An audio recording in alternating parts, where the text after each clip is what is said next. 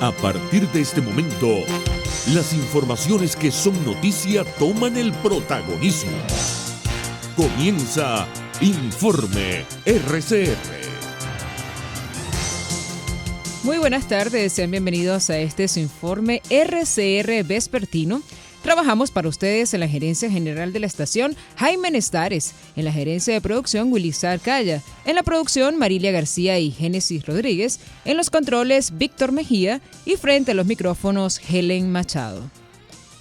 Recuerden que nos pueden escuchar a través de nuestras redes sociales, en Twitter por @RCR750, a través de la página web rcr750.com, la radio que se ve, y suscríbanse a nuestro canal en YouTube RCR750. De inmediato comenzamos.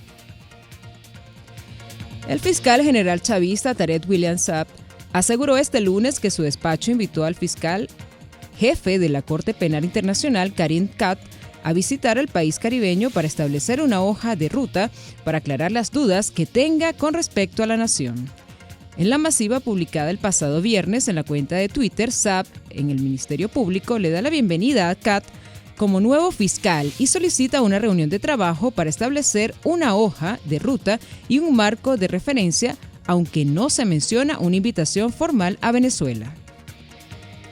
En otras noticias, Daniel Ceballos, es alcalde de San Cristóbal, en el estado Táchira, afirmó este lunes que las elecciones de alcaldes y gobernadores previstas para el 21 de noviembre son una oportunidad para retomar la libertad de elegir. Ceballos, que anunció su candidatura a la gobernación del estado Táchira, dijo que se trata de un momento distinto al que se presentó en 2014, cuando el régimen de Nicolás Maduro lo detuvo por supuesto desacato durante las protestas. Por su parte, la diputada de 20 Venezuela, Dinora Hernández, condenó este lunes la detención del parlamentario de Voluntad Popular, Freddy Guevara, y aunque coincidió con el presidente interino Juan Guaidó sobre el apoyo que ofrece el régimen venezolano a la dictadura cubana, también recriminó a la dirigencia de la alternativa en Venezuela por la inacción que ha permitido la permanencia de Maduro en el poder. Yo quiero también señalarle al presidente y a los dirigentes políticos de Venezuela que la no acción, pero de otra parte la colaboración también le apuesta, valga la redundancia, a la colaboración para que este tipo de sistemas se mantengan, porque en Venezuela no es distinto, los enemigos de la libertad están confabulados con los sostenedores para impedir la misma en Venezuela. Las detenciones, o no sé si llamarlas secuestro, María Alejandra, están a la orden del día. Se activó la puerta giratoria o el juego de la silla, en el que salen uno y entran otro, o separan uno de la fulana negociación para que se sienten otro. En este sentido, condenamos la arremetida contra el diputado Freddy Guevara, la persecución contra el presidente interino de Venezuela, Juan Guaidó. La parlamentaria acusó a los factores políticos de la Alternativa Democrática que han decidido participar en los comicios regionales de noviembre de entregar la lucha por la libertad en el país con el objetivo de favorecer la consolidación del régimen de Maduro. No se trata de alternativa democrática ni de opositores, se trata de entreguistas que están firmando su pacto de sumisión personal. En Venezuela se implantó un modelo que configura una plataforma para el fraude con un andamiaje técnico, represivo y judicial, pero además un andamiaje de extorsión social. El Venezuela se vació de contenido el voto, producto del régimen, cerró la vía electoral, se ha configurado un modelo autoritario, violador de derechos humanos y no existe democracia. Por eso a la Comisión Técnica Electoral de la Unión Europea es bueno decirle que se vaya o que no se vayan sin ver la radiografía de un país en crisis, y también a estos pseudo opositores que vean en qué están convirtiendo al país, que vean y digan la verdad, que en Venezuela existen grupos otrora de oposición que han entregado la lucha libertaria de millones de venezolanos a la consolidación del régimen, y esto tenemos que denunciarlo por la calle del medio. A una semana de la detención del diputado de Voluntad Popular, Freddy Guevara, el portal monitoreamos.com publicó este lunes un video inédito del momento en que en plena autopista Prados del Este, los funcionarios de seguridad del Estado lo sacan de su vehículo y lo montan en la misma camioneta en la que se lo llevan.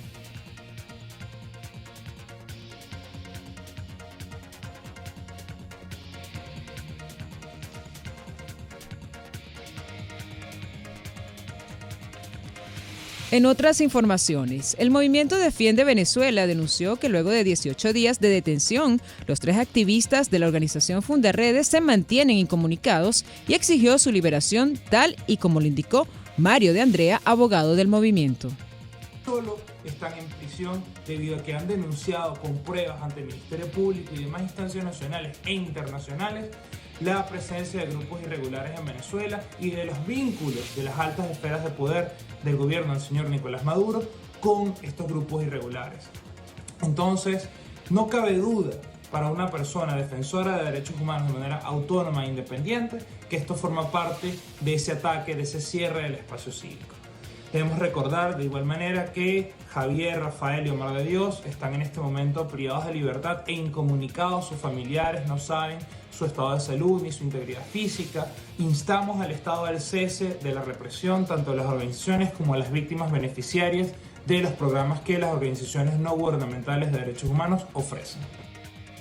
Entre tanto, el diputado del PSV de la Asamblea Nacional Oficialista, Ricardo Sánchez, expresó su respaldo este lunes a la dictadura cubana y responsabilizó al gobierno estadounidense por las protestas iniciadas en la isla el pasado domingo 11 de julio. El mismo guión de los Estados Unidos y algunos actores que utilizan precisamente la mediática y particularmente las redes sociales para impactar, golpear sobre todo los gobiernos progresistas del mundo.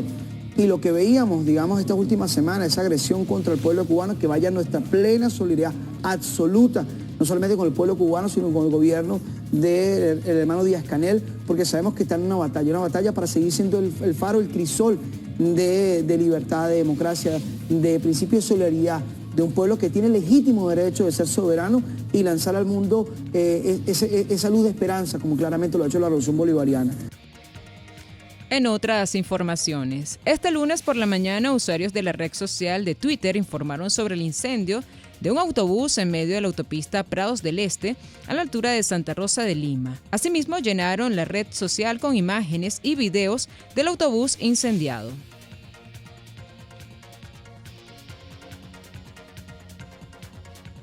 Aquí, en donde estaba el accidente vial, el autobús que hace aproximadamente 1 hora y media perdió el control y chocó contra un objeto fijo y después se incendió. Quiero decirles que ya todos los organismos de seguridad están aquí desplazados en la autopista. Hay bastante cola. Mi recomendación es evitar la autopista a esta altura de Santa Fe, evitar agarrar cualquier otro camino verde o esperar un rato que llegue la grúa y poder remover este autobús. En internacionales, un conductor colisionó contra varios establecimientos en Marbella, España, atropellando a decenas de personas que se encontraban en la vía, según informaron fuentes municipales de emergencia de Andalucía. Fuentes de la lucha antiterrorista aseguraron que la cadena SER, que el conductor detenido estaba en tratamiento psiquiátrico y que iba con sus padres en el vehículo en el momento de los hechos, lo cual aseguraron que tuvo un desvanecimiento. Hijo de puta, ¿quién es este, tío? Si ha venido de allá, el hijo de puta, no ve la calle, el acelerador que pega.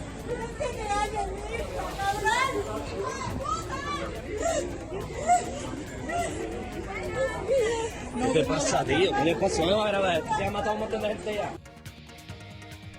En otras noticias, el presidente de Estados Unidos, Joe Biden, acusó este lunes a China de proteger a los piratas informáticos que lanzan ciberataques, como el del pasado marzo contra Microsoft, de que Washington y Bruselas han responsabilizado a Pekín. Igual que el gobierno ruso, el gobierno chino no está haciendo esto directamente, pero está protegiendo a aquellos que lo hacen y quizá incluso ayudando a quienes lo hacen, dijo Biden en declaraciones a periodistas en la Casa Blanca. El presidente se pronunció así horas después de que Estados Unidos, la Unión Europea, la OTAN y otros 5 países acusaran a piratas informáticos apoyados por China de estar detrás del ciberataque global del pasado marzo contra Microsoft.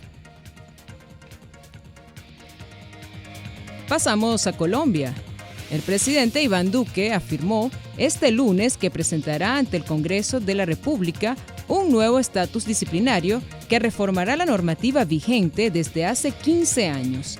El mandatario afirmó que incluirá una actualización de los temas relacionados con tácticas y procedimientos policiales.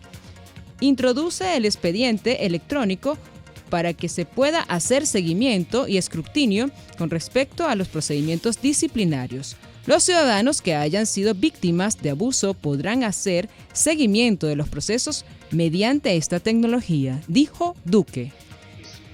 Hoy también se anuncia el inicio de un despliegue progresivo, paulatino, del uso de body cams en los uniformes de los miembros de la Policía Nacional, y esas cámaras van a estar reportando directamente a los centros de monitoreo y control, sin la posibilidad de ser manipuladas por los miembros de la fuerza pública. Es decir, los miembros de la Policía Nacional en su trabajo con los bodycam van a estar también reportando sobre cómo se conducen esos procedimientos con el más alto estándar.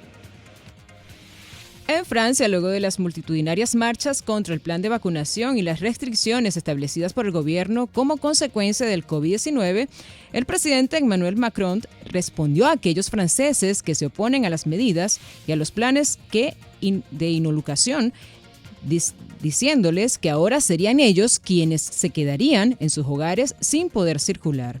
Estoy a favor de la línea francesa ahora mismo. Ya no tengo ninguna intención de sacrificar mi vida, mi tiempo, mi libertad y la de mis hijas por quienes se niegan a vacunarse. Esta vez se queda usted en casa, no nosotros, señaló el mandatario francés en un mensaje transmitido a toda la sociedad. De los anuncios que más irritó a la población fue el uso de un certificado sanitario para poder ser parte de conciertos o reuniones en restaurantes o bares. En otras noticias, la gran peregrinación de Hajj anual a las ciudades de saudíes de la Meca y Medina comenzó el domingo en medio de estrictas medidas sanitarias y con la participación de 60.000 fieles residentes en el reino. En el lugar, los más de 2 millones de devotos que acudían antes de la pandemia, Arabia Saudita, que también el año pasado permitió que solo a 10.000 residentes en el reino, decidió aumentar el número a 60.000, dando el avance en el proceso de inmunización de su población contra el COVID-19 de unos 35 millones de habitantes, de los que ya más del 50% han recibido al menos una dosis de la vacuna.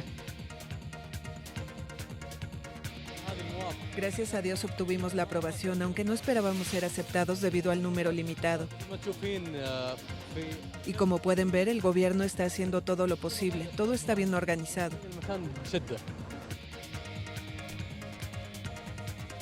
En Alemania, la situación tras las devastadoras inundaciones sigue siendo tensa en el oeste del país, donde se lucha por restablecer los servicios básicos, mientras el este y sur del país empezaron a remitir las precipitaciones y con ello el riesgo de nuevos desbordamientos. Las autoridades no reportaron nuevos balances de víctimas mortales en el oeste, que ayer se situaban ya a los 161 muertos, entre dos estados más afectados por la catástrofe, Renania-Palatina y Renania del Norte-Westfalia.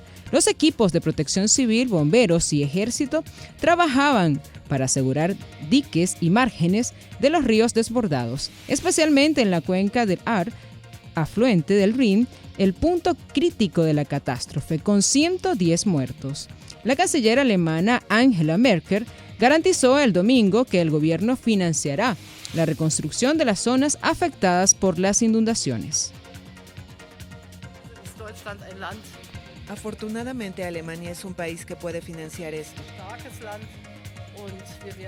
Alemania es un país fuerte y vamos a combatir esta violencia de la naturaleza en el corto plazo y también en el mediano y largo plazo, con una política que tome en cuenta la naturaleza y el clima más de lo que se ha hecho en años recientes.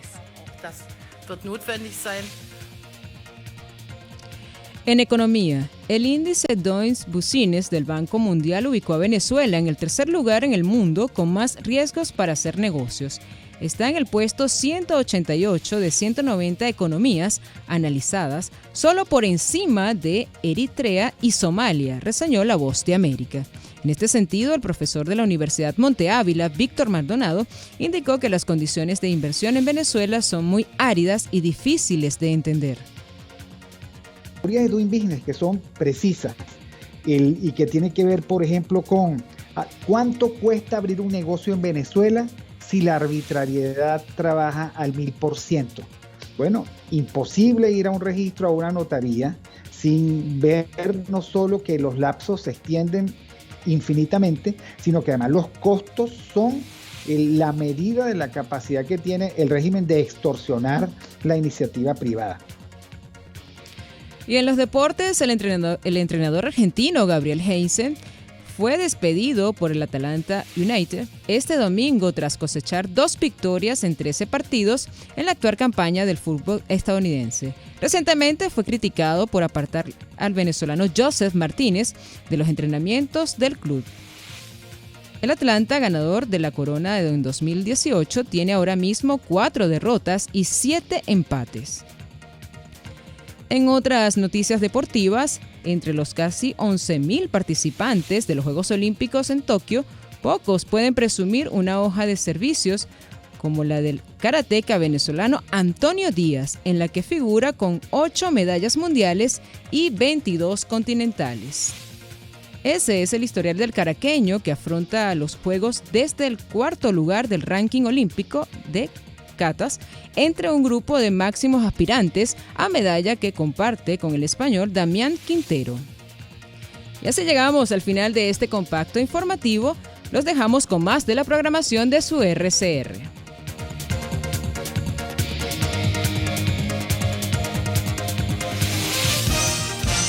Hasta aquí este compacto noticioso. Manténgase en nuestra sintonía, porque estaremos informándole de la noticia al momento de producirse. RCR 750 AM.